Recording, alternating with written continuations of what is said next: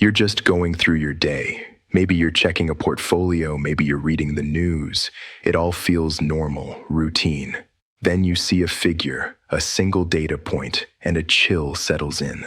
Not because it's dramatic on its own, but because it defies a law you thought was as solid as gravity. You know instinctively that when certain rules break, everything that's built on them starts to wobble. That moment is here. The rule was that a global commodity trades at one global price. And today, that rule is officially dead. This is the quiet alarm, a $13 chasm. On Wednesday, January 14th, 2026, the price to buy an ounce of physical silver in Shanghai, China, was $104.55. At the same time, the world's benchmark price, the one on your financial apps from New York, was $91.67.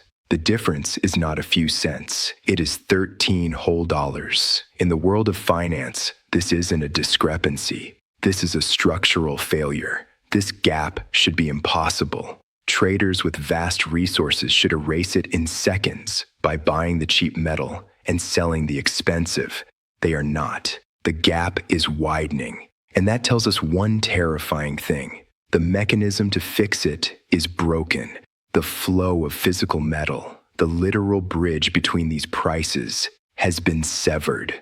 The market is no longer a market. It is a schism. Let me explain what I believe this means. For generations, the price of critical resources was set in paper markets, a world of digital contracts, derivatives, and promises. But a promise is only as good as the thing it promises. The $13 abyss is the clearest evidence yet that the paper price in the West has lost its tether to the physical thing. It is now just a number, echoing in a chamber, while outside, in the real economies of Asia, people are paying a completely different, much higher price for the actual material. We have not two opinions on value, but two separate realities of value coexisting. One is abstract, the other is concrete. And the concrete one is winning.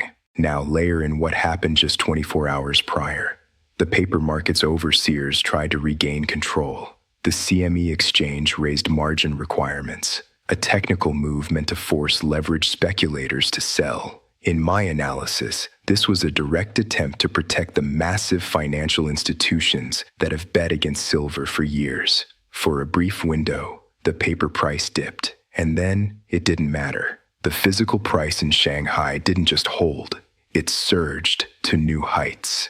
Think about the profound message here. A powerful financial control deployed in Chicago had zero lasting effect on the price of metal in Shanghai.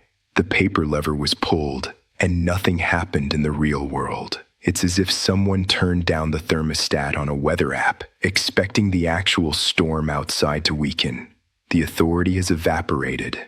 This, to me, paints the large financial players into a corner of unimaginable scale. They are deeply short. They have promised to deliver silver they do not have at prices that are now fictional. To escape, they would need to buy the physical metal. But to buy it, they must acknowledge the real price, the Shanghai price, which is $13 higher and climbing. It is a financial suicide pill. So they remain stuck, using paper tools to fight a paper battle, while the physical war is lost. Every day the spread grows. It is a public admission of their predicament. They are preserving a digital accounting of a world that no longer exists. Don't mistake this for just a silver story. Look at the horizon. Gold at $4,644. Government bond markets in disarray. This is a systemic event. It is the visible, measurable process of trust migrating. Trust is leaving complex financial promises and seeking shelter in simple, tangible objects. In this great migration, silver is the canary. Its paper market was always the most fragile, built on the thinnest layer of actual metal. The $13 spread is that canary not just falling, but vanishing. It shows that when physical holders demand their property, the system cannot comply at the stated price. So a new price is born elsewhere, untouchable by the old rules. So what is the implication for you right now? This is my personal take, my reading of a critical juncture. If you own physical silver, coins, bars in your direct possession, understand this. Its value is not $91. Its value is being determined in a different marketplace, one already valuing it over $104. Selling based on the Western paper quote would, in my view, be a profound misunderstanding of where true price discovery is moved. You would be trading real wealth for a fading digital ghost of it. If your exposure is through paper, an ETF, a futures contract, a mining stock, you must ask a new and urgent question. What exactly do you own? Do you own silver? Or do you own a financial institution's promise to give you a cash equivalent based on an index that is now proven to be incomplete? When the spread is $13, that promise hinges on which price they choose to honor. The risk of receiving a cash settlement at the lower artificial price, while the real asset trades far higher, is no longer theoretical. It is spelled out in the daily data. And if you are considering entering this space, the entire paradigm has shifted. The goal is no longer to speculate on a ticker.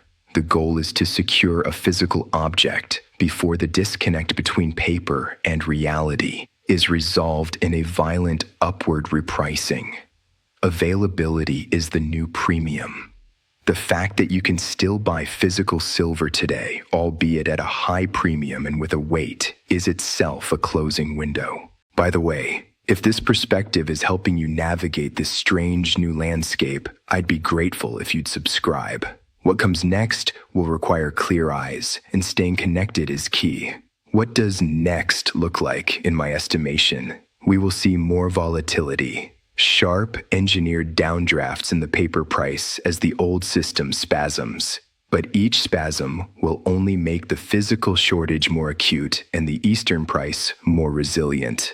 The spread will yawn wider. Then, a catalyst, a public failure to deliver, a nationalization of resources, a panic from a trillion-dollar manufacturer. That will be the trigger. The paper market won't gently rise to meet the physical one. It will snap. It will gap up in a series of historic overnight moves to close the distance.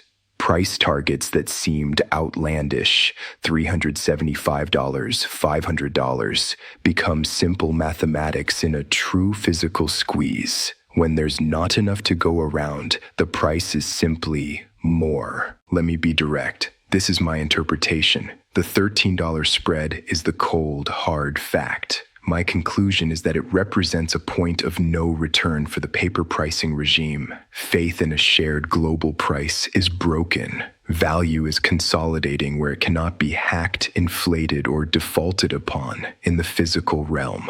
The decision this forces is elemental. Are your assets digital claims in a system that is losing its authority over reality? Or are they tangible goods that exist in the system that is emerging, where value is literal and possession is everything? The East has already chosen. The $13 gap is the distance between their choice and the West's hesitation. That gap is a countdown, and it is ticking wider every single day.